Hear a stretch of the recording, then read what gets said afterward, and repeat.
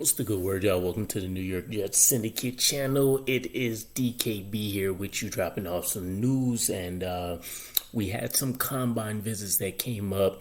An interesting name that popped up, in my opinion, came at the safety position. We met with Alabama's Brian Branch. He's widely regarded as the best overall safety in the class. So we're just talking about overall skill set, run game, coverage, versatility, etc. This guy is widely regarded as the number one. In fact, I haven't seen any mock draft that's had anybody even closely drafted near him. And he seems like really the only round one graded safety so far. So I do find it interesting on a number of levels. For one, Robert Saleh's mentioned multiple times before his thoughts about the linebacker and safety position, where he doesn't believe in taking them super high unless you just have some kind of unicorn, freak of nature type guy leading that way. And this isn't necessarily how I've seen anybody describe Brian Branch, but the skill set is intriguing, and this could start the beginning of another great draft for the New York Jets, where they are at least getting the number one prospect at a certain position, and the overlap for us would be that it would be a position of need.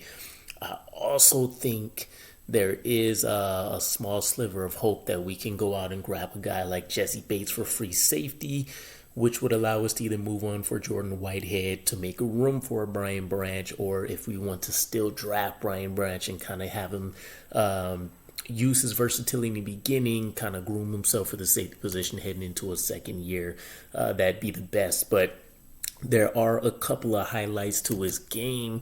And, when we're talking about his overall build, 6 foot, about 193 pounds, 21 years old. So you're talking about a guy that you'll be able to get, for quite a few years playing.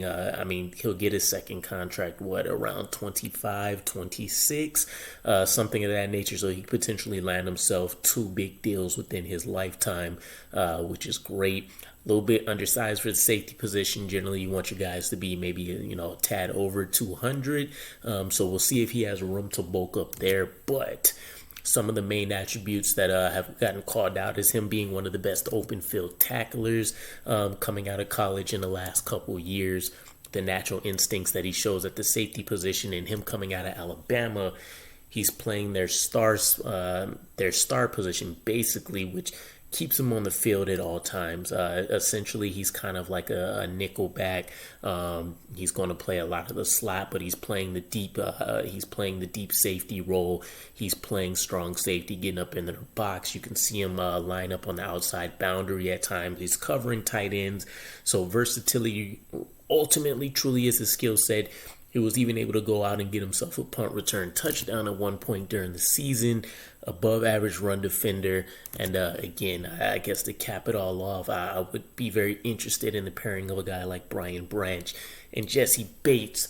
With that said, though, personally, I kind of agree. Unless it's a unicorn, I don't necessarily prefer to draft a guy, especially currently with the needs we know we have at the moment before free agency.